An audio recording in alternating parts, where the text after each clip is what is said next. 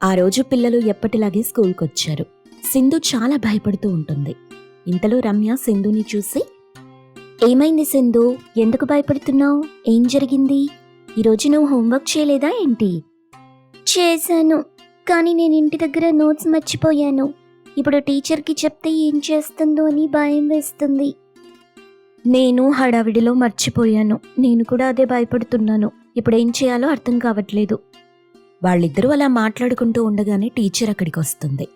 Teacher రావడంతోనే వాళ్లతో, ఈరోజు హోంవర్క్ ఎవరు చేయలేదో వాళ్ళు మర్యాదగా నిలబడండి. టీచర్ మాట వినగానే రమ్య, సింధు ఇద్దరూ కూడా పైకి లేస్తారు. రేయ్ కృష్ణ, వీళ్ళిద్దరినీ ఒక తాడు తీసుకొచ్చి పైన ఫ్యాన్కి వేలాడది. తాడు వాళ్ల జుట్టుకి కట్టు. ఆ మాట వినగానే వాళ్ళు చాలా కంగారు పడ్డారు. వద్దు టీచర్, వద్దు అంటూ బ్రతిమాలుకుంటారు. కృష్ణ కూడా ఆమెను బ్రతిమలాడాడు. ఏయ్ కృష్ణ, నేను చెప్పింది నీకు అర్థం కాలేదా? చెప్పింది చెయ్యి.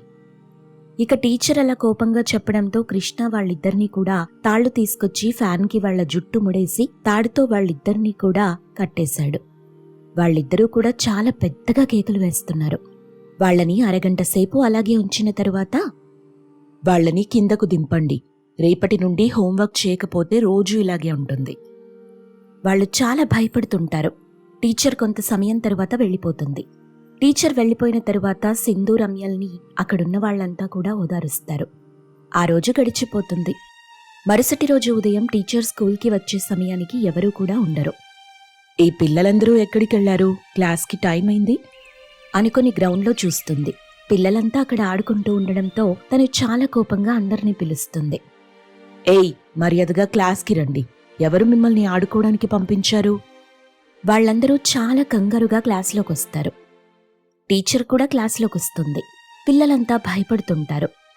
ఎందుకురా క్లాస్కి రాకుండా గ్రౌండ్కి వెళ్లారు? ఎవరు వెళ్ళమని చెప్పారు? నిజం చెప్పండి, లేదంటే మీ అందరికీ పనిష్మెంట్ ఉంటుంది. ప్రిన్సిపల్ గారు మీరు ఈరోజు రారని చెప్పారు, అందుకే ఆడుకోమని ఆయనే పంపించారు. ఆయన అలా చెప్తే మీరు వెళ్ళిపోతారా? చక్కగా బుద్ధిగా కూర్చొని చదువుకోవచ్చు కదా. పరీక్షలు దగ్గరికొస్తున్నాయి. ఈసారి పరీక్షల్లో మార్కులు తగ్గిన వాళ్లకి పనిష్మెంట్ చాలా కఠినంగా ఉంటుంది. నా సంగతి తెలిసి కూడా మీరిలా ప్రవర్తించారు. అందుకు మీరందరూ కూడా ఈ క్లాస్ అయిపోయేంత వరకు బెంచ్ మీద నిలబడండి. అలాగే క్లాస్ వినండి అని అంది. అందరూ కూడా అక్కడే బెంచ్ మీద నిలబడి ఉంటారు. వాళ్లంతా కూడా కాళ్ల నొప్పులు భరించలేక, టీచర్, మేము ఈ కాళ్ల నొప్పులు భరించలేకపోతున్నాము. ఇంకా ఎక్కువసేపు ఉండలేము. దయచేసి మాకు పనిష్మెంట్ వద్దు టీచర్. కావాలంటే మీరు కొట్టండి, తిట్టండి, అంతేగాని ఇలా చెయ్యొద్దు. మీరేం చెయ్యాలో ఏం చేయకూడదో నాకే చెప్తున్నారా? నాకెదురు సమాధానం చెప్తే ఇలాగే ఉంటుంది అని వాళ్ళని చాలా కఠినంగా అలాగే చూస్తూ ఉంటుంది. ఆ క్లాస్ పూర్తయిన తరువాత వాళ్ళు చాలా బాధగా కూర్చుంటారు. అక్కడున్న వాళ్ళు ఒకరితో ఒకరు ఇలా మాట్లాడుకుంటారు. నేనొచ్చే సంవత్సరం మీ స్కూల్ మానేస్తాను. మా అమ్మ నాన్నకి చెప్తాను ఈ స్కూల్లో చచ్చినా చదవనని. ఇంకేముంది, ఇంకొక 15 రోజులు కళ్ళు మూసుకుంటే స్కూల్ అయిపోతుంది. ఇంకా వేరే స్కూల్కి సంతోషంగా వెళ్ళొచ్చు. నేను కూడా మా ఇంట్లో వాళ్ళకి చెప్తాను ఈ స్కూల్కి రానని. పిల్లలంతా ఒకరితో ఒకరు అందరూ అలాగే మాట్లాడుకుంటారు. వచ్చే సంవత్సరం ఆ స్కూల్కి రాకుండా ఉండాలని అందరూ నిర్ణయించుకుంటారు. కొన్ని రోజుల తరువాత పరీక్షలు పూర్తవుతాయి. అందరూ పరీక్షలు రాస్తారు. తర్వాత వేసవికాలం సెలవులు వచ్చేస్తాయి. వాళ్లంతా కూడా ఇంటి దగ్గర చాలా సంతోషంగా ఉంటారు. సింధు తన తల్లిదండ్రులతో స్కూల్లో జరిగే అన్ని విషయాలు చెప్తుంది. వాళ్ళ మాటలు విని చాలా భయపడతారు. సింధు తల్లి వనజ, మరిన్ని రోజులు ఆ టీచర్ ఇలా చేస్తుందని మాకెందుకు చెప్పలేదు? మేమప్పుడే అడిగేవాళ్లం కదా. స్కూల్లో జరిగే విషయాలేమైనా బయటకి తెలిస్తే మమ్మల్ని ఇంకా కొడతామని ఆమె బెదిరించింది. ఆ మాటలు విన్న పేరెంట్స్ వేరే స్కూల్లో చేర్పిస్తానని చెప్తారు. ఇంకా ఆమె చాలా సంతోషిస్తుంది. చాలా సంతోషంగా తన స్నేహితుడిని కలుసుకుని వాళ్ళమ్మా నాన్న తనని వేరే స్కూల్లో చేర్పిస్తామని చెప్పారని చెప్తుంది. వాళ్ళంతా చాలా సంతోషిస్తూ మమ్మల్ని కూడా మా అమ్మా నాన్న వేరే స్కూల్లో చేర్పిస్తామని చెప్పారన్నారు. అందరూ ఒకే స్కూల్లో చేరదామని అనుకుంటారు. ఇక వేసవికాలం సెలవులు పూర్తయ్యాయి. ప్రిన్సిపల్ శాంతకుమార్ టీచర్లందరినీ పిలిపిస్తాడు. టీచర్స్ అందరూ కూడా వస్తారు. ఈ సంవత్సరం చాలా మంది పిల్లలు మన స్కూల్కి రాకుండా వెళ్ళిపోయారు. దానికి కారణం ఏంటనేది తెలియలేదు. ఈసారి మార్కులు కూడా బాగానే వచ్చాయి. 10th క్లాస్ రిజల్ట్స్ కూడా మన స్కూల్కే ఫస్ట్ వచ్చింది. కానీ ఎవరూ కూడా ఈ స్కూల్లో జాయిన్ అవ్వడానికి ఇష్టపడట్లేదు. అసలు లోపం ఎక్కడుందో మీరు తెలుసుకోవాలి. మీతో పాటు స్వయంగా నేను వస్తాను. అందుకు అక్కడున్న టీచర్లంతా సరే అంటారు. ఇక పేరెంట్స్ దగ్గరికి వెళ్లి మాట్లాడినప్పుడు అందరూ కూడా ఒకే మాట చెప్తారు. టీచర్ అంజలి ఉన్నారు కదా, ఆమె పిల్లల్ని హింస పెడుతుందని, ఇష్టం వచ్చినట్టు కొడుతుందని, వాళ్ళకి చాలా కఠినమైన పనిష్మెంట్ లాంటివి ఇస్తుందని వాళ్ళంతా చెప్తారు. దాన్నంతా విన్న వాళ్ళు ఆశ్చర్యపోయారు. ఇక అక్కడే ఉన్న అంజలి టీచర్, చూడండి, నేనేం మీ పిల్లల్ని అంత కఠినంగా చేయలేదు. నేను వాళ్ళ మంచి కోసమే అలా ప్రవర్తించాను. అంతేగాని వాళ్ళ మీద నాకు ఎలాంటి కోపమూ లేదు. వాళ్ళు చదివి బాగుపడితే మీకే కదా ఉపయోగం, మాకేం కాదుగా. అందుకే నేను కొంచెం వాళ్లకు భయం చెప్పడం కోసం అలా చేశాను. అక్కడున్న వాళ్ళంతా ఆమె మీద చాలా కోపంగా ఉంటారు. మీరు తప్పు చేసిందా కాకుండా మళ్ళీ భలేగా మాట మారుస్తున్నారు. మర్యాదగా ఇక్కడ నుండి వెళ్ళిపోండి, లేదంటే అందరూ కలిసి మిమ్మల్ని కొట్టినా కొట్టొచ్చు అని టీచర్ అంజలితో మాట్లాడతారు. అంజలి టీచర్ భయపడి అక్కడి నుండి వెళ్ళిపోయింది. ఇక సరాసరి స్కూల్లో అందరూ సమావేశమవుతారు. మీరు చేసిన పని వల్ల ఈ స్కూల్కి చాలా చెడ్డ పేరు వచ్చింది. స్కూల్ పిల్లలు అచ్చం మన పిల్లల్లాగానే కదా. మీరు మాత్రం అలా భావించకుండా వాళ్ళని ఇంత టార్చర్ చేస్తారని నేను ఊహించలేదు. మీ ప్రవర్తన అసలు మంచిగా లేదు. హాస్పిటల్లో మిమ్మల్ని ఏమైనా చేర్పించాలా ఏంటి? క్షమించండి, నా వల్ల స్కూల్కి చాలా చెడ్డ పేరు వచ్చింది. నేను అనుకుంది వేరు, అక్కడ జరిగింది వేరు. నేను ఎలాగైనా వాళ్ళని అదుపులో పెట్టాలి. వాళ్ళంతా నన్ను చూసి భయపడి నా మాట వినాలి అనుకున్నా. దానివల్ల చదువు బాగా వస్తుందని భావించాను, కానీ ఇలా జరుగుతుందని అస్సలు ఊహించలేదు. పిల్లల్ని పేరెంట్స్ అల్లారు ముందుగా పెంచుకుంటారు, కానీ టీచర్స్ ఒక చిన్న దెబ్బ కొడితే వాళ్ళేమీ మాట్లాడరు. ఎందుకంటే పిల్లల భవిష్యత్తు కోసమే కదా టీచర్ గారు కొట్టింది అనుకుంటారు. కానీ ఇలా ప్రవర్తిస్తే ఏ తల్లిదండ్రులు ఊరుకోరు. మిమ్మల్ని వాళ్ళంతా క్షమించి వదిలేస్తారు. లేదంటే వాళ్ళంతా మిమ్మల్ని కొట్టి చంపినా చంపేవాళ్లేమో, అంత ఘోరంగా చేస్తారు మీరు. ఆ మాటలకి అంజలి టీచర్ చాలా బాధపడింది. నా వల్ల మీకు చాలా నష్టం వచ్చింది, నన్ను క్షమించండి. నేనింకా రిజైన్ చేసి వెళ్ళిపోతాను. నిజంగా నన్ను క్షమించండి అని బాధగా అక్కడి నుండి వెళ్ళిపోతుంది. ఆ సంవత్సరం ఆ స్కూల్లో కాకుండా ఏ స్కూల్ అయితే అందరు పిల్లలు జాయిన్ అయ్యారో అదే స్కూల్కి టీచర్గా వెళ్తుంది. అప్పుడు టీచర్ క్లాస్కి వస్తూ ఉండగా పిల్లలంతా దూరం నుండి ఆమెని చూసి, ఏ టీచర్ అయితే మనకు వద్దనుకున్నామో ఆ టీచరే మళ్ళీ ఇక్కడికి వచ్చింది. ఈ సంవత్సరం అంతా వేధిస్తుంది. దేవుడా, ఎందుకు మాకి టార్చర్ అని భయపడుతూ ఏడుస్తుంటారు పిల్లలు. టీచర్ అంజలి క్లాస్ రూంలోకి వస్తుంది. చూడండి పిల్లలు, మీలో కొంతమందికి నేను బాగా తెలుసు, చాలా మందికి తెలీదు కదా. నన్ను నేను పరిచయం చేసుకుంటాను. నా పేరు అంజలి. నేను మ్యాథమెటిక్స్ అండ్ సైన్స్ టీచర్ని. మీకు 2 క్లాసులు నేనే తీసుకుంటాను. అక్కడున్న పాత స్కూల్ పిల్లలంతా లేచి నిలబడి, మేము ఈ స్కూల్ కూడా మానేయాలనే కదా మీరిక్కడికి వచ్చారు. ఎందుకు మమ్మల్ని ఇలా హింస పెడుతున్నారు? మేము ప్రిన్సిపల్తో చెప్తాం, మీరు మాకొద్దని. చూడండి పిల్లలు, మీరు చిన్న పిల్లలైనా మీ అందరికీ నేను క్షమాపణ చెప్తున్నాను. నేను అలాగే ప్రవర్తించి ఉండకూడదు. మీరిక నుండి ఒక కొత్త టీచర్ని నాలో చూస్తారు. మీ అందరికీ మాటిస్తున్నాను, ఈ స్కూల్లో ఫేవరెట్ టీచర్ ఎవరంటే మీరంతా ఖచ్చితంగా నా పేరే చెప్తారు. ఆ విధంగా ఉంటుంది నా ప్రవర్తన. ఆ మాటలకి పిల్లలంతా సైలెంట్గా ఉంటారు. అంజలి టీచర్ పాఠాలు చెప్పి అక్కడి నుండి వెళ్ళిపోతుంది. పిల్లలంతా టీచర్ గురించి చెప్పుకుంటూ ఉంటారు. కొన్ని రోజులు గడుస్తాయి. టీచర్ వాళ్లతో చాలా ప్రేమగా మాట్లాడుతూ ఉంటుంది. పిల్లలంతా చాలా శ్రద్ధగా చదువుకుంటూ టీచర్ మాట వింటుంటారు. ఇంకా కొన్ని రోజుల తరువాత ఆ స్కూల్లో అందరికీ అంజలి టీచర్ ఫేవరెట్ టీచర్గా మారిపోయింది. ఇక పేరెంట్స్ కూడా అక్కడ అంజలి టీచర్ గురించి చాలా గొప్పగా చెప్తుంటారు. పిల్లల చదువులో చాలా మార్పు వచ్చింది అని ఆమెని పొగుడుతుంటారు. ఒకప్పుడు జరిగిన దానికి క్షమాపణ చెప్పుకుంటారు. మీరు క్షమాపణ చెప్పాల్సిన అవసరం లేదు. తప్పు నేను చేశాను. ఇప్పుడు ఆ తప్పుని నేను సరిదిద్దుకున్నాను.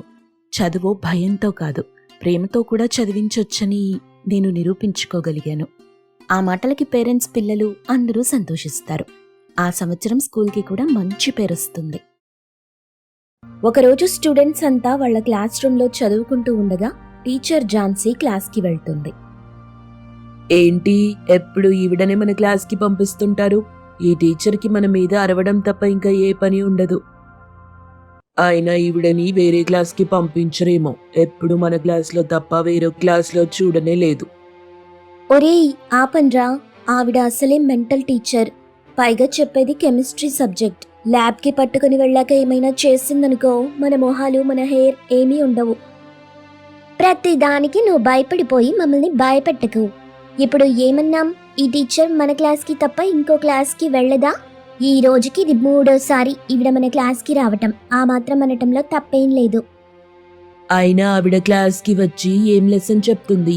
తిని హ్యాపీగా చైర్ మీద పడుకుంటుంది. ఎన్నిసార్లు క్లాసుకి వస్తే ఏం లాభం? క్లాస్ చెప్తేనే కదా. ఇంకా ఎగ్జామ్స్ జరగడానికి ఎన్నో డేస్ లేవు. అవునరా రాఘవ, పోనీ ప్రిన్సిపల్ గారికి కంప్లైంట్ ఇద్దామంటే అసలే మెంటల్ టీచర్. ఇంకేమైనా మన మీద తిరిగి కంప్లైంట్ ఇస్తుందేమోనన్న భయం ఒకటి. వీళ్ళిలా మాట్లాడుకుంటున్న విషయాలు వినిపించవు గాని మెంటల్ టీచర్ అన్న పదం మాత్రం ఆవిడకి వినిపిస్తుంది. ఏంటి పిల్లలు ఏదో అంటున్నట్టున్నారు? అందరూ ఏమీ మాట్లాడకుండా కామ్గా కూర్చుంటారు. అయినా వీళ్ళకి నన్ననింత సీన్ లేదు గాని ఎవరినో మాత్రం మెంటల్ టీచర్ అన్నారు. ఒకవేళ నన్నే అన్నారేమో. రేపు వీళ్ళకి ల్యాబ్ ఉంది కదా, రేపు చెప్తాను వీళ్ళ పని. పోనీ ఈరోజు ల్యాబ్కి తీసుకుని వెళ్ళి ఏమైనా చేద్దామంటే ఇప్పుడే తిన్నాను కదా, చిన్నగా కునుకు తీయాలి. అర్జెంటుగా రిలాక్స్ అవ్వాలి. మరుసటి రోజు పిల్లలందరికీ ల్యాబ్ ఉందని చెప్పి కెమిస్ట్రీ ల్యాబ్లోకి తీసుకెళ్తుంది. ఇందులో ఉన్న కెమికల్స్ కలిపేసి వీళ్ళ కాళ్ళు చేతుల మీద వేస్తాను. దెబ్బకి అందరి కాళ్ళు చేతులు కాలతాయి. అప్పుడు నేను చెప్పిన మాట వింటారు. శశి, ఇటువైపు వచ్చి ఎక్స్పెరిమెంట్ చెయ్యి. బిందు, నువ్వు అటువైపు వెళ్ళు అని అందరికీ ప్లేస్లు చూపిస్తూ ఉండగా ఝాన్సీ చేతుల్లో ఉన్న కెమికల్ బాటిల్ కెమిస్ట్రీ ల్యాబ్ గోడ మీద పడింది. కెమికల్ పడటం వల్ల గోడ మొత్తం కూలిపోయి బిల్డింగ్ కూడా చాలా దెబ్బతింటుంది. ఇదంతా ఎలా జరిగిందని తెలుసుకుని ప్రిన్సిపల్ గారు ఝాన్సీని పిలుస్తారు. సార్, పిలిచారంట? ఝాన్సీ, ఏం జరిగింది? నీ వల్ల ఒక బిల్డింగ్ కూలిపోయే పరిస్థితి వచ్చింది తెలుసా నీకు? కెమికల్స్ కలిపేటప్పుడు కొంచెమైనా జాగ్రత్తగా ఉండాలని తెలీదా? అయినా కొద్ది రోజుల్లో ఎగ్జామ్స్ ఉన్నాయి. ఇంకా సిలబస్ పూర్తి కాలేదు. ఇప్పుడు వీళ్ళకి ల్యాబ్ చేయించేంత అవసరం ఏమొచ్చింది? అయినా పిల్లలంతా ఇప్పుడు మిడిల్ ఆఫ్ ది అకాడమిక్ ఇయర్లో ఉన్నారు. ఇప్పుడు వీళ్ళని ఎక్కడికి తీసుకెళ్లి క్లాసులు చెప్పమంటావు? ఆ కెమికల్స్ వల్ల స్కూల్ మొత్తం ఖాళీ చేయమని చెప్తున్నారు. ఇప్పుడు ఇంతమంది పిల్లల్ని ఎక్కడికి పట్టుకెళ్ళమంటావు అని దెబ్బలాడుతున్నా కూడా ఏమీ పట్టనట్టు ఝాన్సీ చూస్తూ ఉంది. జరిగిన సంఘటనలు తెలుసుకుని ఊరి సర్పంచ్ గారు స్కూల్కి వెళ్లి ప్రిన్సిపల్ గారిని కలుస్తారు. నువ్వు వెళ్ళిపో ఝాన్సీ, తర్వాత మాట్లాడతాను. రండి రండి సర్పంచ్ గారు, కూర్చోండి. ఎలా ఉన్నారు? నేను బాగున్నాను గాని స్కూల్లోనే ఏదో ప్రాబ్లం వచ్చిందని విన్నాను. అవునండి, మా కెమిస్ట్రీ ల్యాబ్లో ప్రాబ్లం వచ్చింది. చిన్న యాసిడ్ పడటం వల్ల స్కూల్ బిల్డింగ్ కొంచెం దెబ్బతింది. దాన్ని ఇప్పుడు మరమ్మతు చేయించాలి. కానీ అప్పటి వరకు పిల్లలకి క్లాసులు ఎక్కడ చెప్పాలో, ఎలా చెప్పించాలో కూడా అర్థం కావట్లేదు. ఇప్పటికిప్పుడు ఏర్పాటు చేయడం అంటే చాలా కష్టం. పిల్లలకి ఇంకా కొద్ది రోజుల్లో పరీక్షలున్నాయి. అయితే ఓ పని చెయ్యండి. మనూళ్ళోనే ఒక పురాతనమైన చెట్టు ఉంది కదా, మనకే కష్టం వచ్చినా తానే మమ్మల్ని కాపాడుతుంది. అందులో చాలా తొరలున్నాయి. అందులో క్లాస్ రూమ్ సెట్ చేసి చెప్పండి. పిల్లలకి ఎండ తగలదు, వర్షం పడినా లోపలికి నీళ్లు రావు. మీకు గుర్తుందా, కిందటి సంవత్సరం ఎండలు బాగా కాసినప్పుడు మరియు చాలా వేడిగా ఉండేటప్పుడు మనమందరం ఈ చెట్టు కింద కూర్చునే సేద తీరేవాళ్ళం. సరేనండి, అయితే మీరు చెప్పినట్టే నేను ఆ చెట్టులో క్లాస్ రూమ్ రెడీ చేయించి పిల్లలందరికీ క్లాసులు చెప్పిస్తాను అని చెప్పి చెట్టు త్వరలో క్లాస్ రూమ్ ఏర్పాటు చేస్తారు. అబ్బా, ఈ క్లాస్ రూమ్ చూడు ఎంత బాగుందో. ఒక చెట్టు లోపల ఇలా క్లాసులు అవుతూ ఉంటే భలేగా ఉంటుంది. నిజమే, నేచర్కి దగ్గరలో కూర్చొని స్టడీస్ అంటే చాలా సంతోషంగా ఉంటుంది అని మాట్లాడుకుంటూ ఉండగా ఇంతలో ఝాన్సీ టీచర్ క్లాస్కి వస్తుంది. కూర్చొని అటెండెన్స్ వేస్తుండగా బిందు క్లాస్కి ఆలస్యంగా వస్తుంది. ఏంటి బిందు, ఇంత ఆలస్యంగా వచ్చావు? మా అమ్మగారు కాలు జారి పడిపోయారండి. వైద్యుడొచ్చి వైద్యం చేశాక నేను స్కూల్కి బయలుదేరొచ్చాను. అందుకే ఆలస్యమైంది. సాకులు చెప్పమంటే చాలా చెప్తావులే నువ్వు. నీ సాకులతో ఒక కథ రాయొచ్చు అని క్లాస్ బయట నిలబెట్టి తిడుతూ ఉంది. మరియు ఒక కర్ర తీసుకొని తన చెయ్యి మీద కొడుతుంది. తర్వాత క్లాస్లోకి పంపించేస్తుంది. బిందు కూర్చొని నొప్పితో బాధపడుతుండగా, ఏంటే అంత నొప్పిగా ఉందా? అవునే, చాలా నొప్పిగా ఉంది. సిరి ఆ రూమ్లో ఉన్న ఒక ఆకు తీసి తన చేతుల మీద పెడుతుంది. ఈ ఆకు వల్ల నీకు చల్లగా అనిపిస్తుంది, పెయిన్ నుండి కూడా రిలీఫ్ వస్తుంది. ఇలా ఈ చెట్టు త్వరలో మన క్లాసులు జరగటం భలే అద్భుతంగా ఉంది కదా. మన తరువాత జనరేషన్కి కూడా ఈ చెట్టు చాలా ఉపయోగపడుతుంది. మీ అందరికీ తెలుసా, ఈ చెట్టు కొన్ని సంవత్సరాలను బట్టి ఇక్కడే ఉంది. చాలా పురాతనమైన చెట్టు అని కూడా అన్నారు. అందరూ ఏంటి ఈ చెట్టుని స్కూల్ అనుకుని తెగ సంబరపడిపోతున్నారు? ఇంకో 2 రోజుల్లో ఎగ్జామ్స్ ఉన్నాయి. ఎవరికైనా తక్కువ మార్కులు వచ్చాయంటే మీ పేరెంట్స్ని పిలిపించి వాళ్ళెదురుగా మిమ్మల్ని కర్రతోనే వీపు విమానం మూత మోగిస్తాను. ఈరోజు మీరు లంచ్ బాక్స్లో ఏం తెచ్చారు? ప్రతి ఒక్కరూ కొంచెం కొంచెం లంచ్ తీసి మీ కప్పుల్లోనే నాకు ఇచ్చేయండి. మేడం, ఈరోజు నేనేమీ తేలేదు, ఓన్లీ మజ్జిగన్నమే పట్టుకొచ్చాను. అమ్మకి ఒంట్లో బాగోలేదని చెప్పాను కదా. మరేం పర్వాలేదు, ఆఖరిలో తింటాను. కప్లో పెట్టి ఇక్కడ పెట్టు. ఇలా మీ దగ్గర తీసుకుంటున్నానని మీ అమ్మ నాన్నలకు చెప్తారా? తెలుసుగా నేనెలా కొడతానో. అలా అనడంతో అందరూ భయపడి లంచ్ బాక్స్లలో కొంచెం కొంచెం లంచ్ తీసి మేడంకి ఇచ్చేసి తిన్నాక అందరూ బుక్స్ తీసి చదువుకుంటూ ఉంటారు. ఓవైపు ఝాన్సీ చక్కగా తినేసి తన చైర్లో నిద్రపోతూ ఉంటుంది. పక్క నుండి శశి వచ్చి, ఏయ్, మేడం గారు పడుకున్నారు, మంచి ఫన్నీ సిచ్యువేషన్ చేస్తాను, చూస్తూ ఉండండి అని పేపర్లు చింపేసి ఆవిడ మీదకి విసురుతాడు. అలా చేయడంతో ఝాన్సీ టీచర్కి కోపం వచ్చి ఒక్కసారిగా నిద్రలేచి, ఎగ్జామ్స్కి ప్రిపేర్ అవ్వమంటే మీరు నా మీదే పేపర్లు విసురుతారా అని శశిని బాగా కొట్టింది. నేనిలా కొట్టినట్టు మీరెవరికైనా చెప్తే ఒక్కొక్కరిని మళ్ళీ క్లాస్లో పెట్టి కొడతాను. దెబ్బలెలా తగిలాయని ఎవరన్నా అడిగితే ఈ చెట్టు త్వరలో వాడు ఇరుక్కుపోయాడు, అందుకే తగిలాయని చెప్పాలి. అర్థమైందా? ఈ కర్రతో ప్రతి ఒక్కరికి అర్థమయ్యేటట్టుగా చెప్పమంటారా? అందరూ భయపడుతూ ఒప్పుకున్నారు. కొట్టడం వల్ల శశికి బాగా జ్వరం వచ్చి తగ్గకపోవడంతో హాస్పిటల్లో జాయిన్ చేశారు. ఇలా జరగడంతో పేరెంట్స్కి కోపం వచ్చి ప్రిన్సిపల్కి కంప్లైంట్ ఇద్దామని వచ్చారు. నేను శశి వాళ్ళ నాన్నని. ఝాన్సీ టీచర్ మా అబ్బాయిని చాలా కొట్టారు. తనిప్పుడు హాస్పిటల్లో ఉన్నాడు. అవునా? ఝాన్సీ టీచర్ అంత పని చేసిందా? ఇప్పుడే పిలిచి మాట్లాడుతాను. ఝాన్సీని ప్రిన్సిపల్ గారు పిలిచారు. ఏంటి సార్ పిలిచారంట? నువ్వు వీళ్ళ అబ్బాయిని బాగా కొట్టావంట. ఎందుకు? ఏమైంది? నేనేం కొట్టలేదు సార్, వాడే చెట్టు త్వరలో ఇరుక్కుపోయాడు, అందుకే దెబ్బలు తగిలాయి. మీరు కావాలంటే పిల్లల్ని అడగండి. మీరావిడ చెప్పేవేవి నమ్మకండి. పిల్లలు ఈవిడ కొట్టారని చెప్తే మళ్ళీ ఇంకా ఎక్కువ కొడతానని చెప్పి బెదిరించిందంట. అందుకే భయపడి నిజం చెప్పలేదు. మా అబ్బాయి కూడా చాలాసార్లు అడిగినా చెప్పలేదు. తర్వాత డాక్టర్ గారు ఇవి చెట్టులో ఇరుక్కుపోవడం వల్ల తగిలినవి కాదు, ఎవరో కొట్టినట్టున్నారనడంతో మా అబ్బాయిని గట్టిగా అడిగితే నిజం చెప్పాడు. ప్రిన్సిపల్ గారు పిల్లలందరినీ పిలిపించి వేరే గదిలో ఝాన్సీకి కనిపించకుండా అడగడంతో నిజం చెప్పారు. ఝాన్సీ, నువ్వు మరేం మాట్లాడకు. నాకు నిజం మొత్తం తెలిసిపోయింది. నువ్వు చేసిన పని వల్ల ఇప్పుడున్న స్కూల్ని అర్థాంతరంగా ఇక్కడికి మార్చాల్సి వచ్చింది. ఇప్పుడు ఇక్కడ కూడా నువ్వు పిల్లల్ని ఇబ్బంది పెడితే వాళ్ళు ఇంకా ఎక్కడికి వెళ్ళి చదువుకుంటారు? అయినా పిల్లల్ని అంత గట్టిగా కొడితే వాడికేమైనా జరిగితే వాళ్ళ అమ్మా నాన్నకి ఏం సమాధానం చెప్పాలి?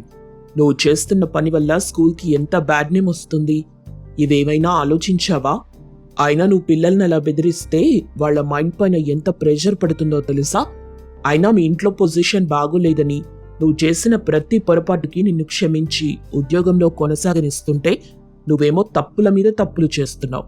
ఇక్కడ ఉద్యోగం చెయ్యాలనుకుంటే పిల్లలతో బాగా ఉండి చెయ్యి, లేదంటే ఉద్యోగం మానేసి ఇంటికి వెళ్ళిపో.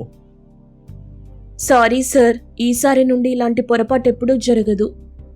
అలా చెప్పడంతో ఝాన్సీ ఇంకెప్పుడు ఎటువంటి పొరపాటు చేయకుండా పిల్లల్ని బాగా చూసుకుంటూ చదివిస్తూ పరీక్షలకి చదవడంలో కూడా వాళ్ళకి చాలా సాయం చేసేది.